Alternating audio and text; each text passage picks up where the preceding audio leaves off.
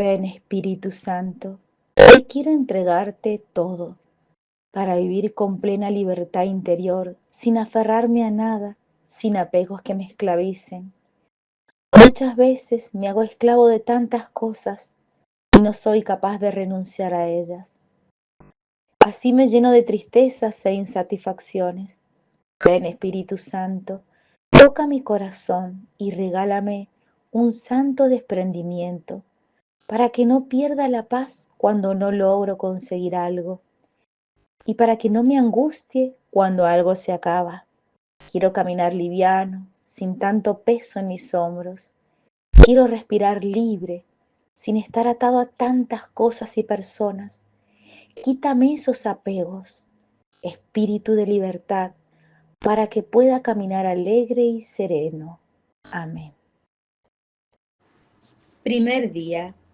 Hoy compartimos para meditar la cita de Mateo capítulo 5, versículos del 1 al 19. Viendo la muchedumbre, subió a un monte, y cuando se hubo sentado, se le acercaron los discípulos, y abriendo él su boca, les enseñaba diciendo: Bienaventurados los pobres de espíritu, porque de ellos es el reino de los cielos. Bienaventurados los mansos, porque ellos poseerán la tierra. Bienaventurados los que lloran, porque ellos serán consolados. Bienaventurados los que tienen hambre y sed de justicia, porque ellos serán hartos. Bienaventurados los misericordiosos, porque ellos alcanzarán misericordia. Bienaventurados los limpios de corazón, porque ellos verán a Dios. Bienaventurados los pacíficos, porque ellos serán llamados hijos de Dios. Bienaventurados los que padecen persecución por la justicia, porque suyo es el reino de los cielos. Bienaventurados seréis cuando los insulten, los persigan y con mentira digan contra vosotros todo género de mal por mí. Alegraos y regocijaos, porque grande será en los cielos vuestra recompensa, pues así persiguieron a los profetas que hubo antes que nosotros. Vosotros sois la sal de la tierra, pero si la sal se desvirtúa, ¿con qué se salará? Para nada aprovecha ya, sino para tirarla y que la pisen los hombres. Vosotros sois la luz del mundo. No puede ocultarse ciudad asentada sobre un monte, ni se enciende una lámpara y se la pone debajo de un celemín, sino sobre el candelero, para que alumbre a cuantos hay en la casa. Así ha de lucir vuestra luz ante los hombres, para que viendo vuestras buenas obras, glorifiquen a vuestro Padre que está en los cielos. No penséis que he venido a abolir la ley o a los profetas.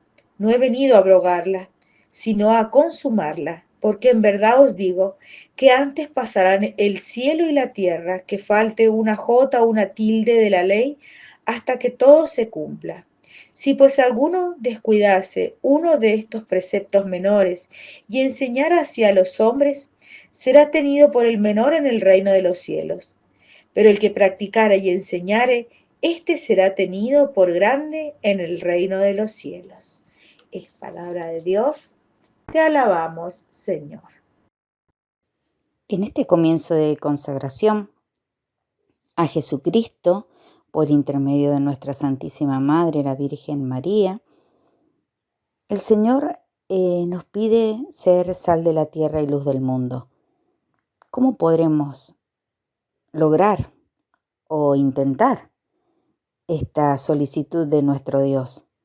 Bueno, en primer lugar, desprendiéndonos de todas aquellas cosas que solo nosotros conocemos, porque conocemos nuestro corazón y sobre todo nuestras intenciones.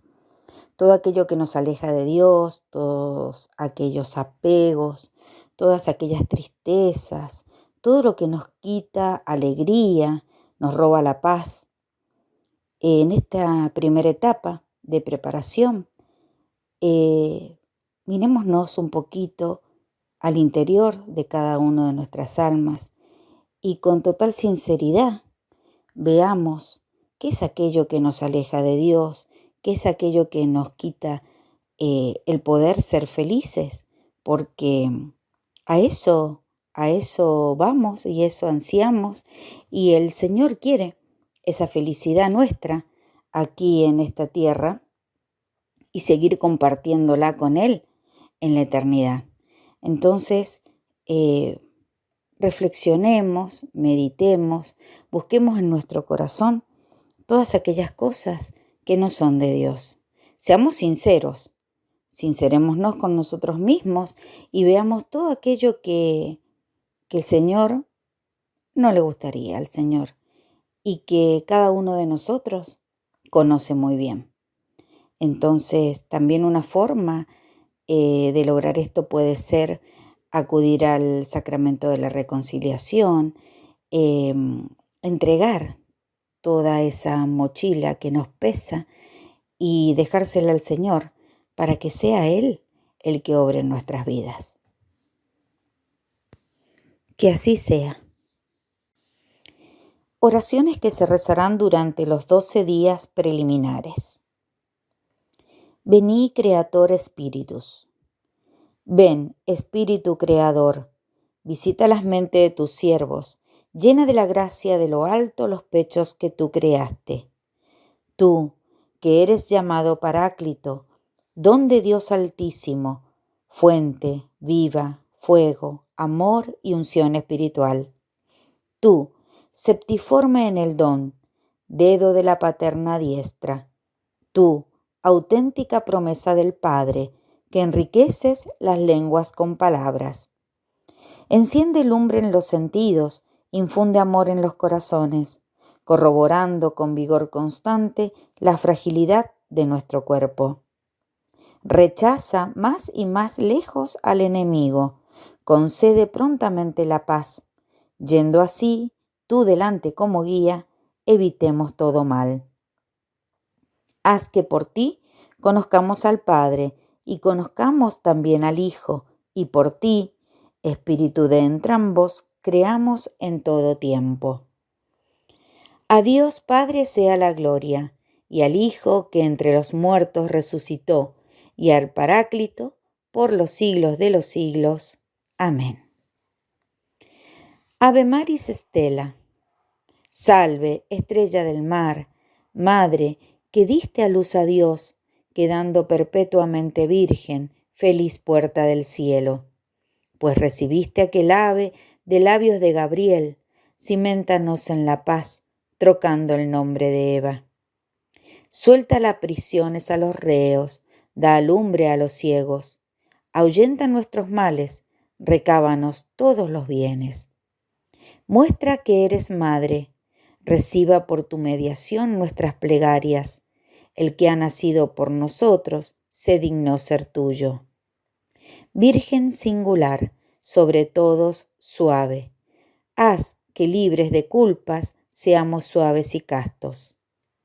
Danos una vida pura, prepara una senda segura, para que, viendo a Jesús, eternamente nos gocemos.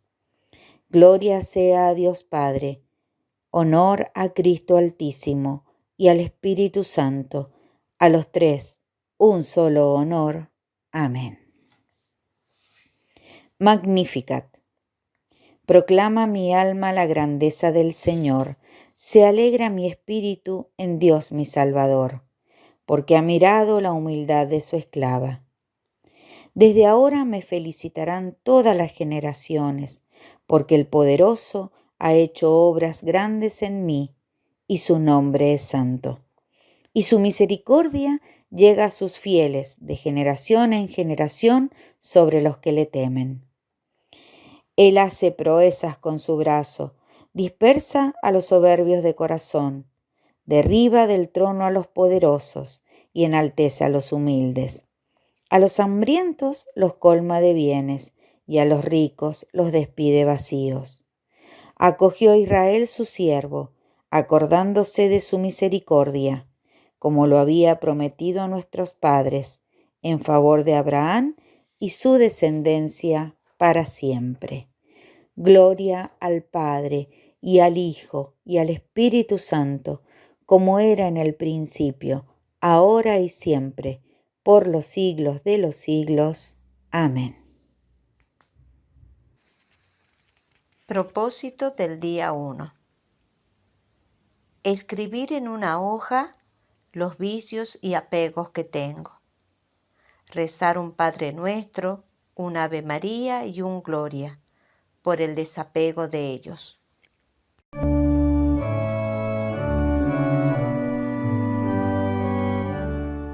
En el nombre del Padre, y del Hijo, y del Espíritu Santo. Amén. Ave María Purísima, sin pecado concebida. Queridos amigos, si alguno me preguntase ¿por qué me conviene consagrarme? Es decir, si yo tuviese que convencer a alguien diciéndole los verdaderos motivos por los cuales conviene hacer esta consagración, yo podría decir muchísimas cosas verdaderas que dice San Luis María. Por ejemplo, yo les podría decir, mira, te conviene hacer esta consagración porque vas a llegar más rápido a Jesús. Y eso es verdad. Pero no es propiamente este el motivo. Si yo dijese, mira, puedes alcanzar más rápido el cielo a través de esta consagración, estoy diciendo la verdad. Si yo dijese, como decíamos la otra vez, puedes ser no un santo, sino un grande santo, la santidad se te hace más bien fácil a través de esta consagración, yo estaría diciendo la verdad, pero no es el verdadero motivo por el cual debemos consagrarnos. El verdadero motivo por el cual una persona se entrega completamente a la Virgen, el verdadero motivo que a ustedes los va a mover a hacer todo este camino y realmente hacer una entrega generosa de ustedes mismos, en realidad es la Virgen misma, es porque ella se lo merece, porque quien la conoce no puede no amarla y cuando uno ama se entrega. Y en la medida en que ama se entrega. ¿Sí? Pero el amor nace del conocimiento, nadie ama lo que no conoce, por eso el objetivo principal, digamos ese objetivo en el cual va a consistir todo este camino es conocer mejor a la Virgen, estimarla más. Y por eso si bien estamos en esa primera parte, en esos primeros 12 días donde queremos vaciarnos del espíritu del mundo, porque eso nos va a impedir apreciarla, como decíamos la otra vez, pero lo primero que va a aparecer en el tratado, en lo que ustedes han escuchado, y San Luis María le va a dedicar la mayor parte de los números a eso, es presentar el misterio de la Virgen. Es decir, él sabe que el que nos va a revelar quién es la Virgen es el Espíritu Santo, pero quiere como atraernos, mostrándonos quién es la Virgen y hablando y alabándola, ¿sí? Hablando de ella, alabándola a través de las Escrituras, de los padres, de las verdades de nuestra fe. Es como que San Luis María quiere atraernos hacia ella, quiere que nos sintamos realmente como con un imán y que esa atracción por ella sea lo que nos dé la fuerza de quitar todo lo que en nosotros nos impide acercarnos a la Virgen. Si nosotros nos entregamos realmente, completamente a ella, es ahí donde ella se va a entregar a nosotros. San Luis María dice, la Virgen no se deja ganar en generosidad tampoco ella. Si ella ve que tú, en la medida en que tú te entregas a ella, ella se va a entregar a ti. Por eso, esta primera parte del tratado que nos toca ver, quiere empujarnos siempre a ella, a conocerla mejor. Decía San Euquerio, un santo citado muy seguido por San Alfonso, dice, ¿tú quieres conocer a la Madre? Entonces mira quién es el Hijo. Es decir, a la luz del misterio de Jesucristo y de esta mujer que siendo criatura fue elevada a ser una ayuda necesaria para toda obra de Jesucristo, a la luz de Jesucristo vamos a comprender el misterio de María, el secreto de María Santísima. El mundo, y cita a San Agustín, San Luis María, el mundo era indigno de recibir al Hijo de Dios directamente por las manos del Padre. Por eso Él lo dio a María, para que el mundo lo reciba a través de ella, por medio de ella. Es decir, Dios no nos quiso dar a Jesucristo y nada más, nos quiso darlo a través de manos dignas de recibirlo, manos humanas, pero dignas, elevadas por la mayor santidad. Por eso va a usar esa hermosa expresión San Luis María, que Dios reunió todas las aguas y las llamó mar, y reunió todas las gracias y las llamó María. Por eso la considera el tesoro de Dios. Es decir, ese lugar, María es ese lugar donde Dios ha conservado todo bien de gracia, toda santidad. Y eso, por lo tanto, todo bien que Dios pueda transmitir, eso para nosotros, eso nos excede nuestra capacidad. Entonces, por eso, el ojo no vio ni el oído oyó. ¿Quién es María Santísima?, dice San Luis María, ¿sí? Citando San Pablo. Por eso nosotros tenemos que saber, lo primero que debemos saber es esto, y este es el primer paso. Nosotros no conocemos a la Virgen. Y yo, si digo esto, sé que lo estoy diciendo a muchos devotos de la Virgen, pero es bueno que tú, que eres devoto de la Virgen, sepas que no la conoces. Porque María es un misterio, y los misterios nunca son completamente conocidos. Entonces, lo que nosotros queremos decir con esto no es que uno se tenga que desanimar porque no la conoce. Al contrario, que uno tenga más sed de María, que crezca en nosotros ese deseo de ese encuentro con la Virgen. Es verdad, y no hay que desanimarse, aunque sea un poquito, aunque nosotros la conozcamos ese poquito que la conocemos, ella ya es Madre nuestra, y ella sí evidentemente está al lado de sus hijos, por supuesto, eso es verdad, ¿sí? Pero si nosotros la conociésemos más, la amaríamos más, y si nosotros la amaríamos más, ella podría transformar completamente nuestras vidas y hacernos ya esos grandes santos que Dios quiere de nosotros.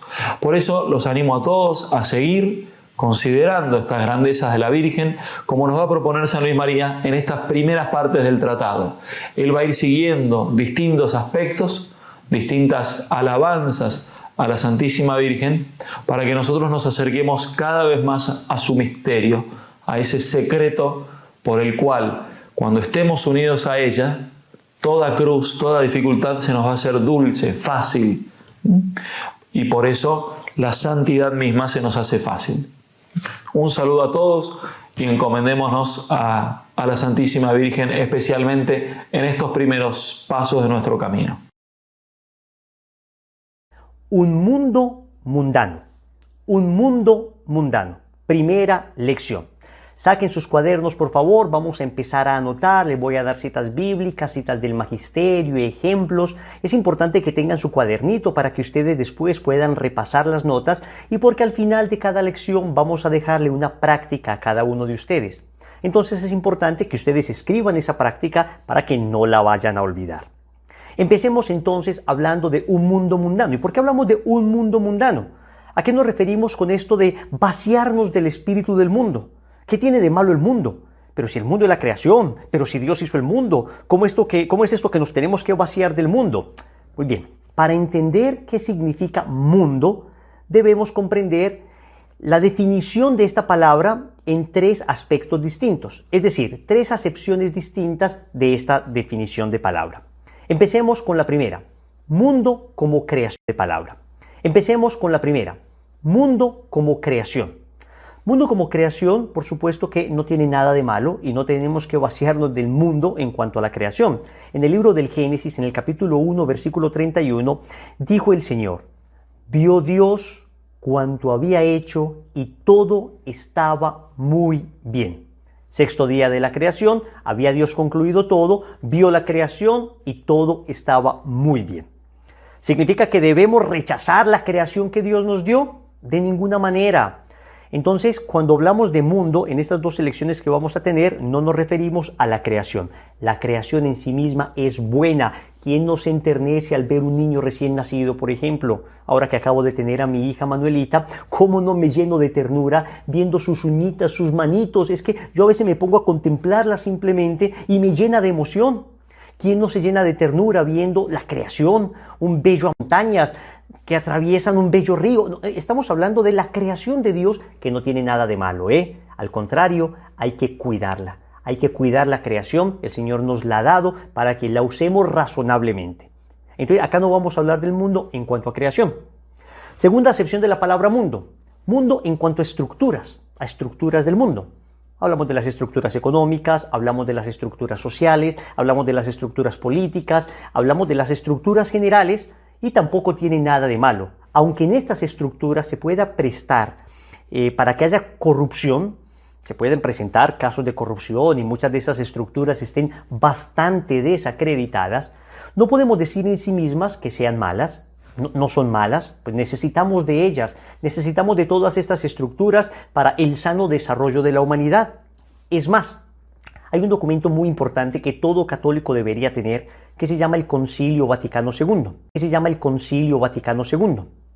Concilio Vaticano II tiene una constitución llamada Lumen Gentium.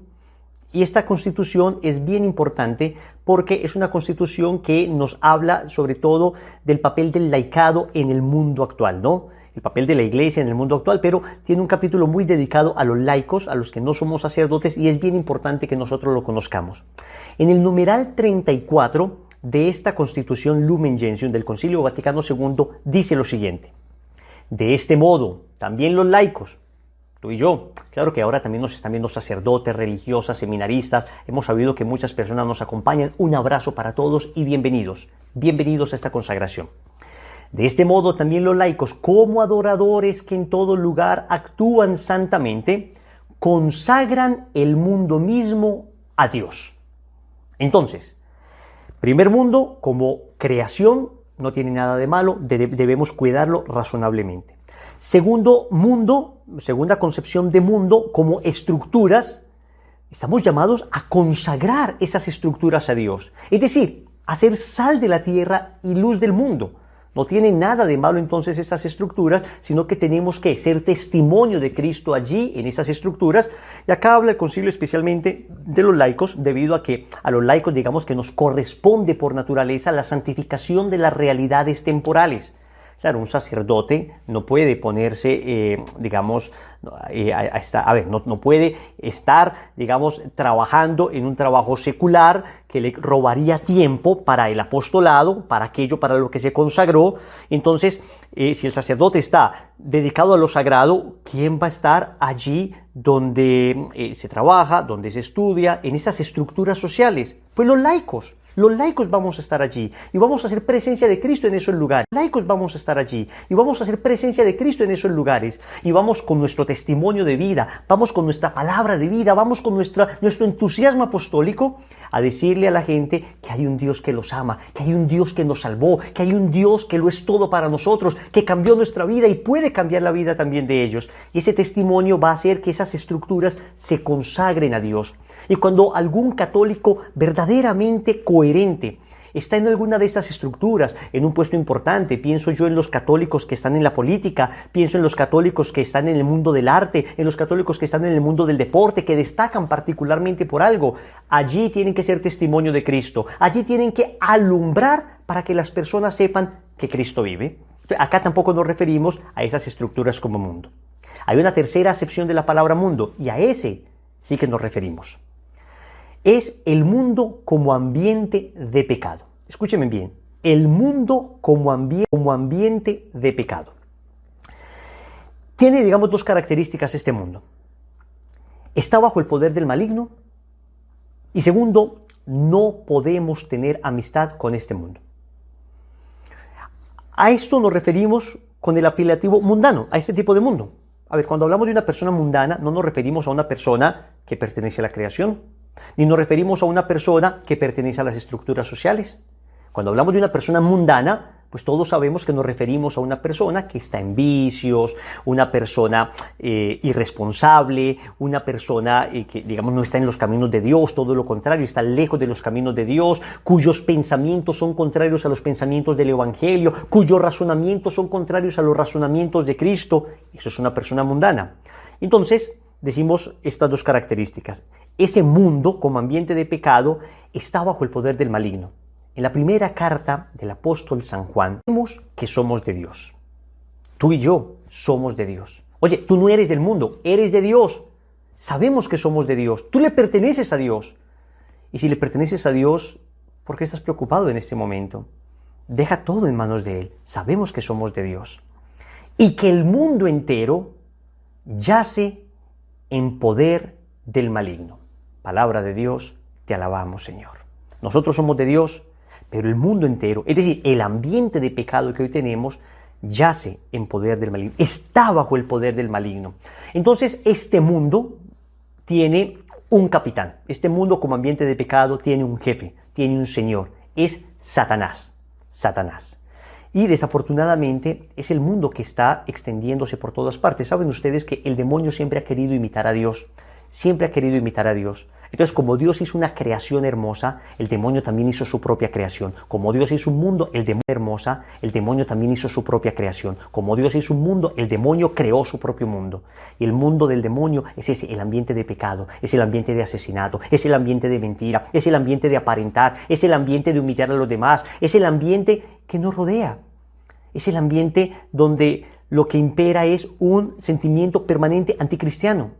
Es el ambiente de pecado, es el ambiente social que en muchas ocasiones es una permanente persecución, es una permanente acusación a los cristianos, es una hostilidad constante contra los cristianos.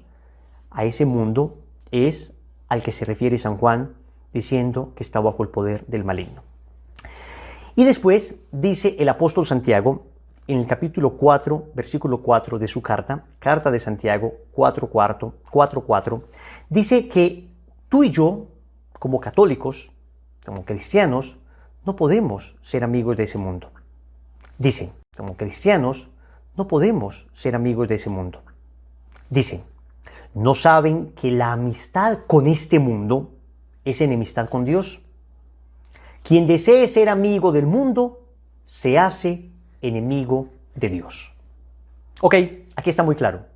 El Señor nos ha dicho desde el inicio de la creación que hay dos bandos. El Señor trazó una línea y existen dos bandos. Génesis capítulo 3, versículo 15. Inmediatamente el hombre cae en pecado, el Señor promete un Salvador. Y en Génesis 3:15 el Señor lanza una maldición contra la serpiente. Y le dice a la serpiente, pondré enemistad entre ti y la mujer, entre tu linaje y el suyo. Ella te aplastará la cabeza mientras tú tratarás de herir su talón. O sea que tenemos dos bandos. El bando del mundo, el bando del demonio, el bando de Satanás y el bando de Dios, capitaneado por Nuestra Señora. Puso el Señor. Dios puso una mujer, que es una criatura suya, para vencer al demonio, que es otra criatura suya. Porque es que no hay proporcionalidad entre un combate entre Dios y el demonio. No hay proporcionalidad. Es que basta un pensamiento divino de Dios para que el demonio deje de existir. Para que el demonio deje de existir. Miren esto. La criatura más perfecta, la criatura espiritual más perfecta, creada por Dios, de acuerdo a los padres de la iglesia y de acuerdo a una larga tradición de angelología y de acuerdo a los más grandes exorcistas, fue precisamente Luzbel, que se convirtió después en Lucifer. Era un serafín, del más alto coro angélico. Su belleza deslumbraba y sin embargo, siendo la naturaleza, creada más bella, se convirtió en lo más monstruoso. Y sin embargo, Dios escogió a la más humilde de todas para que venciera la soberbia de esa criatura. Y sabemos que, por supuesto, los seres humanos tenemos inferioridad en cuanto a los ángeles, ¿no? Digamos que los ángeles son seres mucho más perfectos que nosotros. Y sin embargo, Dios escogió a una mujer para aplastar la cabeza de la serpiente. ¿Y cómo la aplastó la cabeza de la serpiente esa mujer? Dándonos a luz a su hijo. Estamos entonces en un combate, en una batalla, y tú y yo que vamos a hacer esta consagración a Jesús por María, tenemos que entender que no podemos quedarnos en la mitad. O estamos en un bando o estamos en otro bando. No nos podemos quedar en la mitad. Tenemos que tomar la decisión, y ya está tomada. Tú eres del bando de Dios, tú eres de Dios, tú eres del bando de la Virgen, por eso estás haciendo este proceso de preparación para la consagración. No te vas a quedar en el bando del demonio. Y si en algún momento estuvimos en el bando del demonio, como efectivamente yo estuve y tú estuviste, y todos en pecado hemos estado, entonces es momento de despertar, es momento de darnos 3 bofetadas en el bando del demonio, como efectivamente yo estuve y tú estuviste, y todos en pecado hemos estado. Entonces es momento de despertar, es momento de darnos 3 bofetadas, es momento de darnos cuenta, la situación que estamos viviendo en el mundo es un llamado urgente para volver a Dios, es un llamado para convertirnos. Si antes vivíamos en las farras, en el pecado, si antes vivíamos en las drogas, si antes vivíamos en todo esto, pues ya tenemos que dejar esa vida de pecado. Ahora tenemos que empezar la vida de la gracia, la vida de Dios, la vida del amor. Me vas a decir, Wilson, yo lo he intentado, pero es que es muy difícil. Es que nadie te está diciendo que tú eres capaz. Yo no soy capaz tampoco de dejar esa vida. Es que el Señor nos ha dicho que Él nos da la gracia. Él nos da la gracia. Y desde ya quiero que te aprendas una oración que a mí me ha servido muchísimo, muchísimo. Cuando empecé mi proceso de consagración y cuando empecé mi proceso de conversión, yo sentía que había cosas que no era capaz de dejar. Sentía que había cosas que me ataban. Sentía que había cosas que era difícil para mí soltar. Y entonces aprendí a orar junto con San Agustín esta bellísima oración que transformó mi vida espiritual. San Agustín le decía al Señor, Señor, dame lo que me pides y pídeme lo que quieras. Señor, tú me pides que deje esta vida mundana, dame la gracia de dejarla. Señor, tú me pides que deje esta lujuria que me tiene enloquecido, esta lujuria que me tiene esclavo, que no soy capaz de ver a una mujer de carne. Señor, dame la gracia de la pureza. Señor, no puedo con mi temperamento, no puedo con mi carácter, es demasiado fuerte. Termino hiriendo a todo el mundo, a los que amo los termino hiriendo. Señor, dame la gracia de la mansedumbre y pídeme lo que quieras. Entiéndeme, es el Señor el que nos da la gracia. No somos propiamente nosotros los que la conseguimos. No es una conquista humana, no es un triunfo humano, es una gracia de Dios. Por eso aquí en realidad nuestro esfuerzo será orar y confiar. Más que la batalla para vencer ese vicio, que efectivamente se tiene que dar, pero más que esa batalla, el esfuerzo inicial consiste en orar, en ponerse en la presencia de Dios y decirle, Señor, dame lo que me pides. Tú quieres que deje esto, aquello, tú quieres que alcance esto o aquello, entonces dámelo y después pídemelo, porque si tú no me lo das, yo no soy capaz. Y el Señor ama esa pequeñez. Esa fue la pequeñez de Santa Teresa del Niño Jesús, que dijo, yo soy pequeñita, yo no soy como esos grandes santos que son unas montañas, yo soy en cambio un granito de arena al lado de esas montañas de santidad. Yo soy pequeño, Señor, pero sabes que te amo. Y si los grandes santos hacían grandes esfuerzos y te mostraban con heroísmo su santidad, yo me contentaré con hacerte reír. Miren la belleza de Teresita del Niño Jesús. Yo me contentaré con hacerte reír. Hagamos reír a Dios simplemente con pequeños detalles de amor, con un acto de confianza, diciéndole ya mismo, Señor, dame lo que me pides y pídeme lo que quieras. Muy bien, este mundo como ambiente de pecado tiene 4 grandes pilares. Digamos, los pilares sobre los que se sostiene el espíritu del mundo son 4. Primero, frases engañosas. Vamos a ver, frases engañosas. Ustedes se acuerdan que lo primero que hizo Satanás, en cabeza de Eva, fue llegarle a la inteligencia, llegarle al entendimiento, enredarle los criterios, enredarle las ideas. ¿Se acuerdan que se acercó y le dijo, no es cierto que Dios les dijo que no podían comer de ninguno de los árboles del jardín? Satanás sabía muy bien que lo que Dios le había pedido a Adán y Eva era que no comieran de un solo árbol del jardín. Del fruto de ese árbol no, pero Satanás empezó a trastornar los criterios, empezó a cambiar la manera de pensar. Y es lo primero que hace Satanás, lo primero que hace es trastornar los criterios, hacernos creer que el mandato de Dios es una cosa pesada, el mandato de Dios es una cosa horrible, el mandato de Dios es mentiras. Satanás le dijo a Eva, no es cierto que morirán. Es que Dios sabe que el día que coman de este árbol se les abrirán los ojos. Lo que le está diciendo Satanás a Eva y lo que todavía Satanás susurra hoy a través del espíritu mundano es lo que Dios te pide es malo. Lo que Dios te pide es malo. Lo que Dios está haciendo es poniéndote una carga. La voluntad de Dios, el seguir el camino de Dios es horrible, es difícil, eso es una carga pesadísima, eso es para una gente súper mortificada, tú no vas a ser capaz, Dios te quita libertad.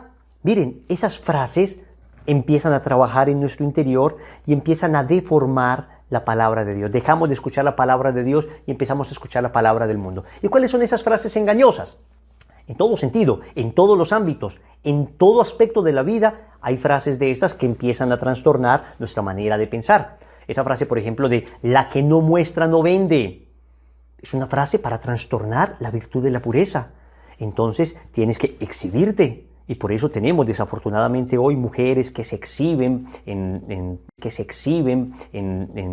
digamos, en algún producto y se ve más la mujer que el producto. La que no vende, la que no lo muestra, no vende, ¿no? El que me la hace, me la paga. Una frase para justificar la venganza. Una frase para justificar la venganza. Y esas frases nos van trabajando, nos van trabajando. El vivo vive del bobo. El vivo vive del bobo.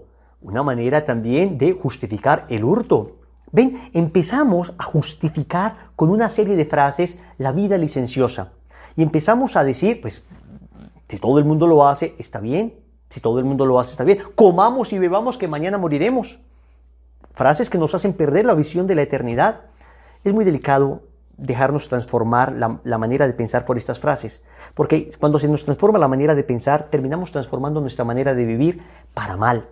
Nuestras frases tienen que ser las frases del Evangelio. Nuestros criterios están en el Evangelio. Nuestros criterios son los criterios de Cristo. Nuestra pantalla en el capítulo 5 del Evangelio de San Mateo aparece las bienaventuranzas, donde el Señor nos enseña que lo que debemos buscar no es el poder humano, lo que debemos buscar es la humildad.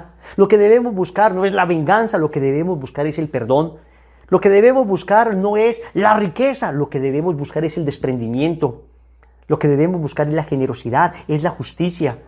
Tenemos que imitarlo a Él, que es manso y humilde de corazón. Eso no significa que vamos a ser personas extrañas, raras, que vamos a ser personas que no están pues como en este mundo, que son personas como que se alejan de la realidad. Para nada, para nada. Es perfectamente posible vivir adecuadamente, vivir una hermosa vida, con una bella familia, con un buen trabajo, pero con criterios cristianos, con pensamiento cristiano. Es más, cuando este pensamiento cristiano, cuando esta verdad del Evangelio se expone, se sabe exponer de manera adecuada, termina conquistando personas a los que las frases engañosas les transformaron su manera de pensar. Primero, entonces, exorcicemos nuestra razón de todas esas frases. Exorcicemos nuestra razón de todos esos pensamientos contrarios a los de Cristo. Segundo pilar, falsos modelos. Los modelos que hoy nos propone el mundo son modelos que han basado su felicidad en cosas efímeras, en cosas que el tiempo ha demostrado y la experiencia ha demostrado que no pueden planificar al hombre. Son modelos que admiramos por su belleza física, por su capacidad intelectual, por el dinero que tienen, por los placeres de los que gozan, por sus destrezas y habilidades. Todas estas cosas en sí mismas no son malas. El problema es que el mundo nos ha hecho creer que esa es la felicidad, que poseer todo esto es la felicidad. Y tú que me estás escuchando, puede que hayas poseído muchas de estas cosas. El mundo nos ha hecho creer que esa es la felicidad, que poseer todo esto es la felicidad. Y tú que me estás escuchando, puede que hayas poseído muchas de estas cosas y sin embargo no has sido feliz. Y yo pude haber poseído muchas de estas cosas y sin embargo no fui feliz. Porque la felicidad del hombre no se encuentra en estas cosas materiales y externas. La felicidad del hombre es una actitud interior. Es el amor que nos inunda. Es el amor de Dios que nos llena, que nos sacia. Ese amor que se expresa en el amor a nuestra familia, en amar y sentirme amado. Esa libertad interior que me produce la virtud, la pureza. Ese verdadero amigo, esa verdadera amiga, esa familia que en humildad vive la felicidad, que no necesita grandes cuerpos y grandes dineros para amar a su esposa. Ese hombre y esa mujer que viven en la sencillez, amores limpios, puros, y que no tienen que estar posteando en redes sociales último viaje a no sé qué playa famosa para mostrar cuán felices son. No, son felices porque han encontrado la alegría en lo esencial, que es el amor. Estos falsos modelos nos proponen ídolos para adquirir esa felicidad que buscamos, pero sabemos que no es cierta, sabemos que fallan. Nuestros modelos no pueden ser entonces esas estrellas de Hollywood, esos youtubers, esos deportistas famosos, en cuanto a que ellos sean modelos por lo que tienen, por la belleza que poseen, por las destrezas que tienen. No, digo, hay personas importantes que pueden ser modelo a seguir, modelo de virtud. Tenemos personas que sí, que a pesar del dinero que tienen, sí, que a pesar de la fama que tienen, son personas verdaderamente virtuosas. A lo que me refiero es que no podemos dejarnos engañar pensando que esta tendencia que tenemos a la vida fácil artista, entonces quiero tener esa mujer como ese otro artista, no podemos pensar que eso es la felicidad. Nuestro modelo tiene que ser Cristo. Nuestro modelo tiene que ser nuestra Madre Santísima. Nuestro modelo tiene que ser Jesús, que nos enseñó el amor verdadero, que nos enseñó el sacrificio, que nos enseñó el valor de la amistad, que nos enseñó el valor de la familia, que nos enseñó a amarnos, que nos enseñó a perdonar. Allí están las virtudes que nos enseña Cristo. Pero además Cristo no solo es modelo, sino que vive en nosotros para ayudarnos a vivir esa virtud. Qué bonito esto, lo vamos a ver más adelante con más profundidad. Tercer pilar del mundo, diversiones pecaminosas. Entonces no solo te cambia tu manera de pensar con frases engañosas, no solo te propone falsos modelos, sino que nos ofrece cualquier cantidad de falsas y pecaminosas diversiones. La diversión en sí misma no es mala, la diversión es buena, y de hecho hay una virtud, la virtud de la diversión que se llama la ultrapelia. Es un nombre bastante raro para una virtud, pero eutrapelia es una virtud que... el problema es cuando las diversiones se nos ofrecen pecaminosas, cuando divertirme implica pecar. Ahí es donde es el problema. Yo no sé qué diversiones tengas tú, pero si te implica pecar, no es una diversión sana. Es una diversión que tarde o temprano te destruye, Entonces creemos que muchas de estas discotecas que aparecen como tan atractivas, en las que las personas se sumen en las drogas, en las que las personas pierden su dignidad como mujer, como hombre. ¿Es esta una diversión auténtica? ¿Es esto lo que Dios quiere de ti? Estamos en un momento importante de la humanidad y es un momento de reflexionar. ¿Son estas diversiones las que te han llenado? Y ahora, cuando no podemos divertirnos de esta manera, ¿qué quedó? ¿Qué queda sino Dios? ¿Qué queda sino Cristo? ¿Qué prefieres al final de tu vida? ¿Una de estas canciones de impureza? ¿Una de estas fiestas de impureza? ¿Una de estas fiestas tremendas donde te drogabas, donde te acostabas con una y con otra? ¿Uno de estos placeres pecaminosos? ¿O un Padre Nuestro? ¿Un Ave María? ¿Quisieras que te pusieran el reggaetón de boda al momento de morir? ¿O quisieras que oraran y que estuviera tu familia a tu alrededor? El estar tan cerca de la muerte nos hace reflexionar. El estar tan cerca de la muerte nos hace comprender que lo esencial está en la fe. Yo no digo, repito, que no haya diversiones sanas. Y puede haber diversiones sanas, y las hay. Y puede haber bailes sanos, y puede haber momentos de esparcimiento sanos, y no solo puede, sino que debe haberlos, debe haberlos. Y los laicos tenemos que participar, y no somos personas que nos aislamos de la sociedad.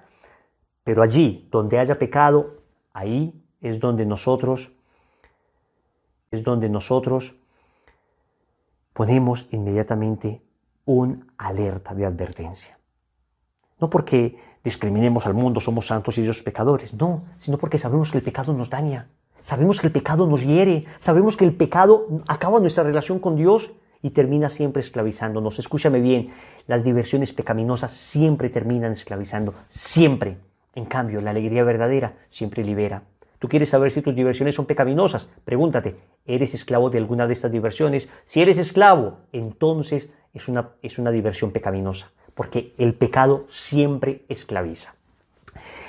El cuarto pilar es precisamente cuando el mundo no puede cambiar tu manera de pensar, cuando el mundo no puede conquistarte con sus falsos modelos, cuando el mundo no puede seducirte con placeres y diversiones pecaminosas, entonces el cuarto pilar del mundo es persecución y burla. Va a tocar a ti si decides vivir esta consagración seriamente. Créeme, te van a empezar a decir, oye, estás como loco, oye, ¿cómo que te vas a consagrar a la Virgen? Oye, pero ya te lavaron el cerebro. No, esta consagración no te va a lavar el cerebro.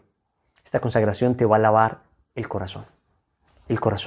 Este proceso no está hecho para lavar el cerebro, aunque seamos sinceros, si hay cositas sucias en nuestro cerebro que el Señor debería limpiar con su gracia. Pero fundamentalmente esta consagración va a limpiar nuestro corazón. El libro del Eclesiástico en el capítulo 2, versículo 1 dice, si tu alma quiere seguir al Señor, que se prepare para la prueba. El Señor nos dice, bienaventurados ustedes cuando los persigan por mi causa. Cuando alguien decide hacer el bien, cuando alguien decide emprender el camino del Señor, fácilmente es blanco y objeto de ataques irracionales, de ataques irracionales. Entonces, ante eso, tienes que mostrarte fuerte. El Señor dice en las bienaventuranzas, alégrense y muéstrense. Tienes que mostrarte fuerte. El Señor dice en las bienaventuranzas, alégrense y muéstrense contentos, porque así persiguieron a los profetas que vinieron antes de ustedes.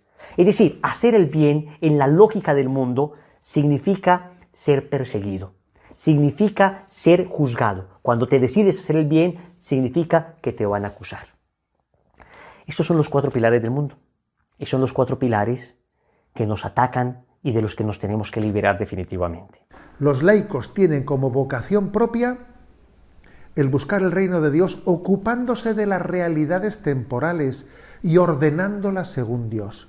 A ellos de manera especial les corresponde iluminar y ordenar todas las realidades temporales a las que están estrechamente unidos, de tal manera que éstas lleguen a ser según Cristo, se desarrollen y sean para alabanza del Creador y del Redentor. O sea que si os fijáis, lo específico, ¿no?, de la vocación de los laicos,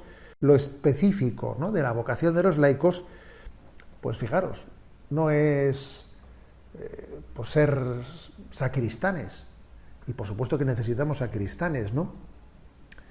Lo más específico de los laicos no es tanto estar muy cerca de los sacerdotes ayudándoles en funciones a las que ellos no llegan, que eso también lo necesitamos, como os podéis imaginar. No, lo más específico de los laicos es santificar las realidades temporales, allí donde estén, allí donde Dios les ha puesto. Pues por ejemplo, pues un periodista, ¿qué es lo propio de un laico periodista? Santificar esa profesión, que por cierto, pues claro, como todas las profesiones, ¿no?, que tiene que, claro, es de alto riesgo moral, siendo testigo de la verdad y sirviendo la verdad. O un artista, o por ejemplo, ¿no?, un músico, vivir la música de una manera en la que eleve las almas a la experiencia de Dios. O un pintor. Todas las profesiones están llamadas, todos los quehaceres de nuestra vida y la amistad y las relaciones sociales y también en nuestras relaciones lúdicas. Todo ello es el escenario en el que un laico está llamado a hacer presente el reino de Dios. Eso es lo más específico de un laico. Santificar el mundo, ordenar todo el orden temporal del trabajo, del ocio, de todo, ordenarlo, cristificarlo, hacer presente a Cristo en el mundo. Podríamos decir que los laicos son en ese sentido como esa avanzadilla de la Iglesia que santifica el mundo, que lo hace presente. Allí donde hay un cristiano está Cristo y está cristianizando el mundo, ¿no? Santificar, se asocien, a veces los cristianos se asocian pues para poder llevar adelante su tarea, por ejemplo, en el mundo educativo. Hay cristianos que se asocian para que el mundo educativo puedan hacer presente a Cristo. Otras veces lo hacen personalmente, individualmente, sin estar asociados. Son dos formas distintas, ¿no? Bien sea personalmente o bien sea de una manera asociada, pero haciendo presente a Cristo en el mundo. Y por supuesto, eso no quita que también en el seno de la comunidad cristiana los laicos son muy importantes. Y los pastores difícilmente pueden ser eficaces si no tienen laicos también en su entorno, pues porque alguien dijo, ¿no?, que un pianista necesita dedos, ¿no? Pues obviamente los pastores necesitan colaboradores estrechos para poder llevar adelante esa función de pastoreo y para poder llegar también en esa predicación de la palabra a donde ellos no pueden llegar y no pueden estar. Hay un factor testimonial muy importante. Por ejemplo, pues para poder llegar a los jóvenes, un pastor necesitará a jóvenes para llegar a los jóvenes, ¿no? Evangelizar a los jóvenes desde los jóvenes, o otros ejemplos que podíamos ponerlo, ¿no? Qué importante es que el laico descubra esa vocación tan específica, ¿no? A ser germen, a ser, pues podríamos decir, a fermentar, a ser fermento en medio del mundo para hacer presente a Cristo en este mundo que tanto necesita del don de Cristo para su vida y para su felicidad. ¿Quién como Dios? Nadie como Dios. Terminamos entonces la primera lección con una práctica.